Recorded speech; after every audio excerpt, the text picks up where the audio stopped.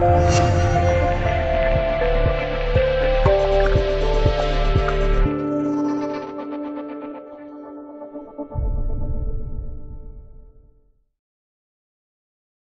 着国家交通和运输的不断发展，人们大多都有自己的交通工具，甚至每家都有一辆小汽车。但电动车这种存在时间长且方便快捷、便于在日常生活中使用的交通工具，依然还广受大家的喜爱，尤其是在农村，可以说是非常的受欢迎。电动车在农村的数量，像城市里的小汽车，是每家的必需品，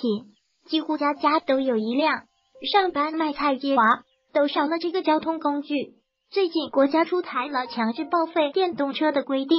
但特指不符合规定的电动车，农民们就纳闷了，那我这刚买的电动车不就成废铁了吗？其实不是，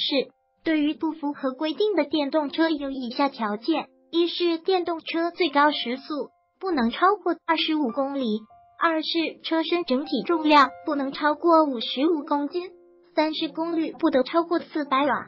对于条件一，农村路途较破烂，如果超高速度行驶，可能会对自己造成危险，或者不小心撞到他人，进而造成更大的损害。条件二三，则更多是为驾驶人自身的安全考虑。所以农民注意了，看看你家电动车符不符合规定，如果不符合规定，就尽量不要骑出来了。